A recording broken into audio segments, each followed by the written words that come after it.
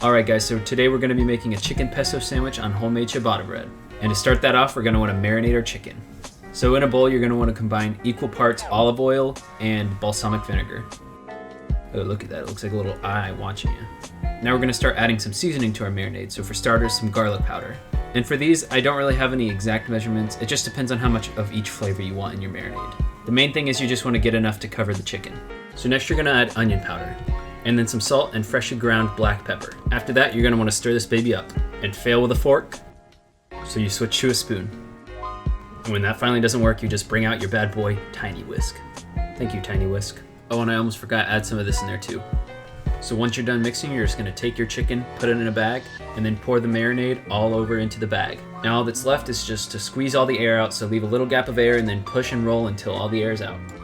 Now place that in the fridge for at least 30 minutes, but try to go for at least a few hours. Now it's time to measure out the stuff for the bread. So to start, we're going to need 200 grams of bread flour. So it could be within 1 or 2 grams of 200, but I'm trying to get that perfect even 200. Alright, maybe a little over, I'll take a little bit out, I guess. So like I was saying, perfect 200. Okay, 201, I'm gonna take a little more out. Alright, now this definitely should be a perfect 200. Alright, anyways, all jokes aside, it definitely doesn't have to be exactly 200. Next, you're gonna wanna measure out 240 grams of water. Now, if you're using instant yeast, you won't have to do anything with this water, you just add the yeast in later. But if you're using active dry yeast like I am, then you're gonna need to activate that. And quick tip, if you're having trouble finding yeast right now, call a bakery and see if they'll sell you some of their extra, it works. So like I said, since we're using active dry yeast, we have to activate it. To do that, take that 240 grams of water and heat it up to around 110 degrees Fahrenheit. It doesn't have to be exact, but pretty close. And then we're gonna add 1 teaspoon of sugar, and you need to stir it around so that it dissolves. So once you've stirred that around, you're gonna wanna add 1/4 teaspoon of the active dry yeast. And stir that around and make sure you remove any big clumps or anything like that. Now you're gonna let that sit for 5 minutes. After the 5 minutes, it should have bubbled up, and if it didn't bubble up, you're gonna have to do it again. And make sure the water temperature is right and everything. Next, you're gonna wanna add in the flour, and then add in the water and yeast. And now with a wooden spoon, you're gonna wanna mix that until there are no lumps. So yeah, now you've made your sponge. This is the base of the bread. So now you're gonna cover the bowl in plastic wrap, and you're gonna let it refrigerate overnight or at least 12 hours. After the minimum of 12 hours, you're gonna wanna take out your starter, and you're gonna wanna add another 240 grams or 1 cup of water. Then you're gonna wanna take a rubber spatula and gently go around the sides of the bowl to loosen your starter. Try not to press too much into the dough, the goal is just to get this away from the bowl. Next, transfer the sponge mixer into the bowl of a stand mixer. On your stand mixer, you're gonna wanna make sure you're using the paddle attachment. Next, measure out 353 grams of bread flour. And then to your stand mixer bowl, you're gonna wanna add 1.5 teaspoons of salt, and then the rest of your flour. So to start out with, you're gonna wanna beat on low speed for 1 minute. Then after the first minute, you're gonna turn up the speed another notch and let that beat for another minute. Then after that minute, you're gonna wanna turn it up another notch. But this time you're not just letting it mix for a minute, you're gonna let it mix until the dough is releasing from the sides of the bowl, and this will take about 4 minutes. So to visualize this, you can see that the dough is actually pulling itself from the sides of the bowl. And once you see that, you're ready to stop mixing, especially if it's after 4 minutes. Next, you're gonna take some olive oil and drizzle it into a bowl. And then you wanna take a paper towel or a towel or whatever you have and spread it around so that it's coating the bowl evenly.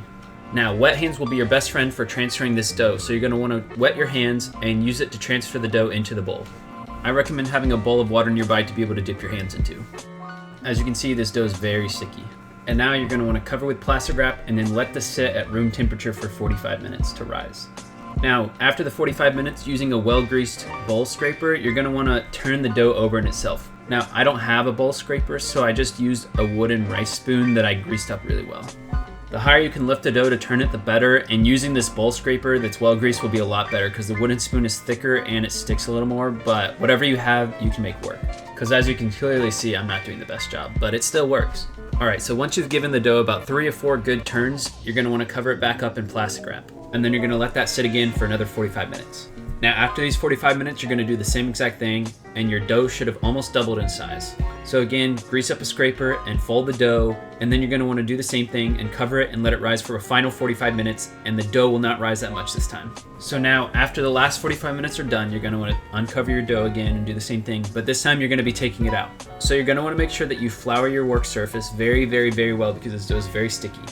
Grease up whatever you're using to scrape, and then use that to scrape the dough out of the bowl onto the floured work surface. As you're doing this, be careful because the goal is to let out as little air from the dough as possible, so just gently put it onto the surface. Now using more flour, you want to liberally flour the top of the dough. Next, liberally flour 2 bench scrapers. If you don't have bench scrapers, use the flattest things you can use to be able to lift under the dough. Now you're going to use your 2 tools to manipulate the dough into a square shape. Once you have your dough into a pretty square shape, you're going to want to take it down the middle and cut it in half with a bench scraper or whatever sharp thing you have to cut dough. These are going to be your 2 loaf shapes. Now tuck and roll the sides of each of the halves that you made to shape them more into loaves. And once you have a shape that you're happy with, it should look something similar to mine, then you're good to go. Next, take a lint-free baking towel and place it over a large baking sheet about as big as you can get. Liberally flour that. Make sure that it's liberally floured so that the dough doesn't stick, because it will stick at the end if you don't liberally flour it. And if you don't have a lint-free baking towel, just use the closest dish rag that you can that's clean and that will work. So I would even say use more flour than I did here, and you'll see in a minute why. Now this is where your 2 scraping tools come in handy. So what you're going to want to do is try to lift on either side of the loaf really quickly, and then it'll scrunch up and you'll lay it down on the towel. Now you're placing both loaves on this baking sheet, so you're going to want to leave room for the other one when you place the first one. And in between the 2 loaves, you are going to want to place a little fold to divide them on the towel. Now do the same thing with your next loaf. Next, you're going to take another cloth or towel, preferably lint-free, but use whatever you can, and you're going to lay it over the baking sheet, and then let that rest for 20 minutes. All right, so here comes the tricky part, which is getting the loaves off the towel, or at least it was the tricky part for me. Now here you can see me panicking pretty much after realizing that one of them wasn't sticking off the towel, and then oiling my hands, trying to keep the loaves from sticking together, and overall just having a bad time. And this is why I recommend using more flour than you need, because these loaves were sticking to the cloth. But I wasn't going to let all my hard work go to waste, so I was determined to at least salvage one of these loaves. So what you can't see here while I was very stressfully trying to get this loaf off is I'm tilting the pan pretty much completely over while holding the towel and putting it onto my cutting board. And as you can see, even though it's not the prettiest, I did get one solid loaf. And the best thing to put your loaf of dough onto is a cutting board with a piece of parchment paper on top of it. And you'll see why in a second. So the way you want to have your oven set up is put your one rack on the lowest rack and use a baking sheet, flip it over, and that's what you're going to use to put the bread on. And the way you get it onto that baking sheet is you just slide it off of the cutting board onto the baking sheet, and the parchment paper can stay underneath the bread. And again, that oven should be at 450 degrees Fahrenheit, so you're going to want to preheat that as you start to prove the bread on the baking sheet for the last time. Now, I didn't have a spray bottle, but during the first 5 minutes of baking, you're going to want to spray these loaves twice with water. And in total, you're going to want to bake this around 25 minutes, but really you can just check the internal temperature to be 205 to 210 degrees Fahrenheit. And also you can look at the crust. And when it's done cooking, you take it out and you put it on a wire rack to cool. So I know you have a lot of time waiting for the bread to prove multiple times and everything, so during that time you can make some of these other things. First we're going to start out with the pesto mayo. So to do that, first we're going to have to start with pesto. So into a food processor goes 1 cup of basil leaves, 3 cloves of peeled garlic, 1/3 cup of extra virgin olive oil, 3 tablespoons of pine nuts, and 1/3 cup of freshly grated Parmesan. Let that blend until it's a nice little pesto texture, you know? But really just let it blend until the pine nuts are kind of blended through and, you know, it should look something like this.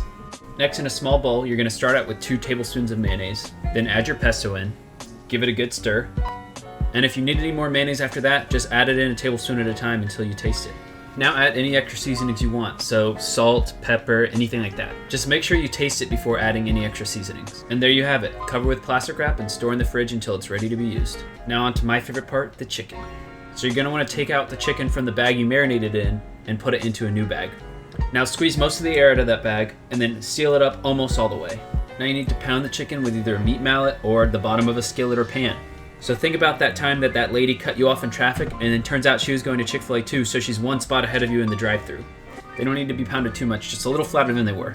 Now you need to season your chicken. And since we already marinated this, all we really need to add is salt. Make sure to salt it on both sides, and if it's clumped up, just rub it around. Next, you're going to get some all-purpose flour in a plate or a large bowl, and you're going to lightly coat the chicken in flour. Next, add some olive oil to a skillet on medium-high heat. You don't want to use too much olive oil, just enough to lightly coat the bottom. Once the skillet is up to temperature, add your chicken in. Now the flour is used to protect the chicken in this method of cooking since we're putting it right on hot oil. You're going to want to cook each chicken breast for about 3.5 to 4 minutes on each side. You can tell by the color as well. So as you can see, these pieces of chicken have nice color on them, and they're not too burnt, which is what the flour did.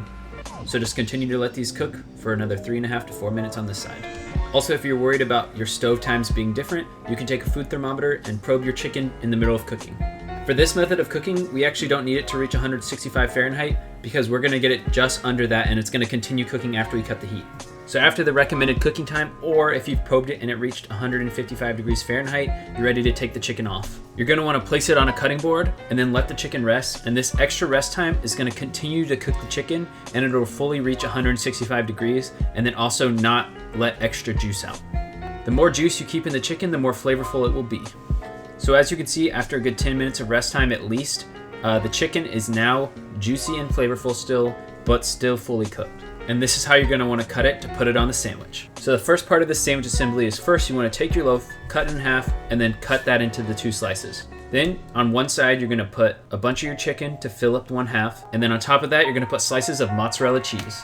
And to start out with, you're gonna toast both slices of your bread, along with one of them having the chicken and cheese on top, and you're just gonna toast that until the cheese is melty and the bread is just getting a little brown on the edges.